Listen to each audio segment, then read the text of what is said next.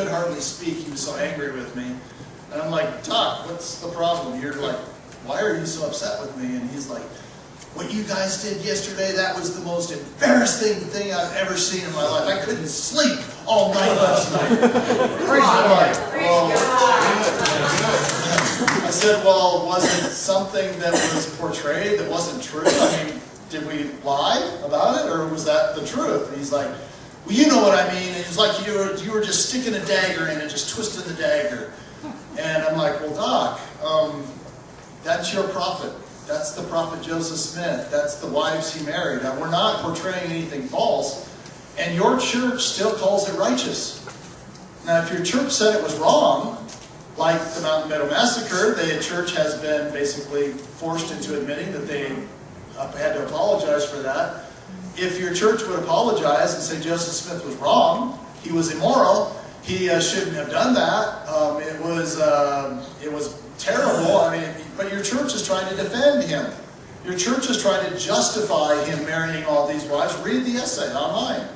They're not apologizing, they're not saying he did anything wrong. They're saying God commanded him to do it, and he did it. And I said, but it wasn't okay for him to marry 11 married women.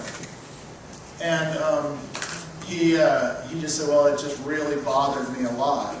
And I said, well, Dr. Thompson, we've talked a lot, we've been friends a lot.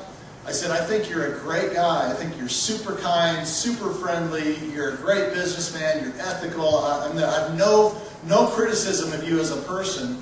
But if you think that I think you're okay spiritually, following the prophet Joseph Smith that married 34 women and was immoral and boasted that he did a greater work than Jesus and all these other things that he did, I don't think you're okay.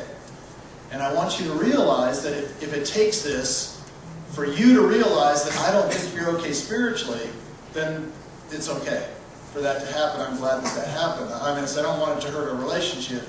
But you need to understand that the Mormon people are not okay. They're following it. I said, we believe Joseph Smith is a false prophet. You're following a false prophet, and he will not take you to heaven. We're worried for you. And his demeanor changed, but he still didn't like it. Okay?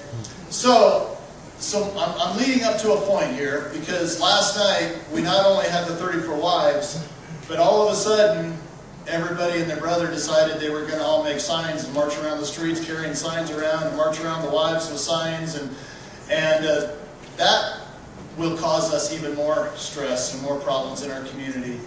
And for years now, we've talked to the groups coming in saying, so just for the sake of illustration, anybody, if you come to an event and you see people marching around holding signs in the air, what do you immediately think? Protest. These people are protesting our pageant.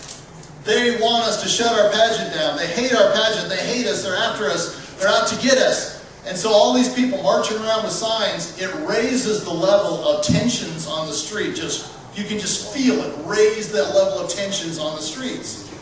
We don't want that. We don't want the level of tension on the street to rise up. We want the level of tension to decrease, if possible.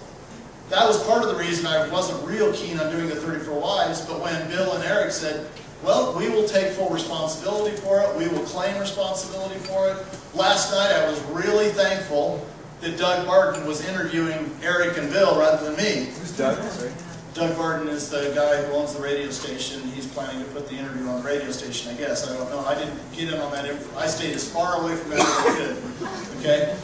So anyway, I'm asking you guys that tonight we need a peaceful night. Last night we stirred it up big time.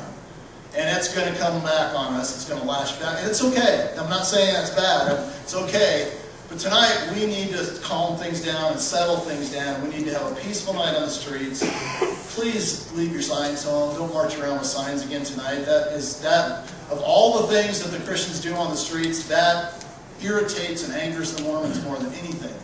If it's quiet and there's not a lot of tension on the street, they don't care if there's 200 Christians out there witnessing to their Mormon friends. They're okay with that if it's quiet. When the tensions rise, and that's what the signs do, they cause the tensions to just rise on the streets. When that happens, then it lashes back on us. It causes tension on the streets. People tend to stay inside the gates and hide. They don't want to come out. There's a lot of conflict on the street, a lot of what they call contention on the streets. If the contention level's low, more people will come out. If the contention level's high, more people go inside the gates.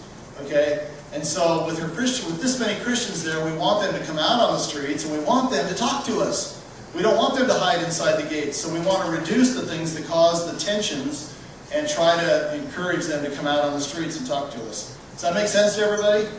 And it's not that I have any direct problem with signs. I encourage people like Rob and other people that use signs to draw people to their websites. I encourage them, and last night Jamie and I, we got a real kick out of Rob and his sign. We drove down the main street and there's this glowing neon sign, and Jamie's like, "What is that?" So just wait, you'll see it when we get up there. Everybody's looking at this. It looks like a spaceship hovering, you know. We get up there and here's this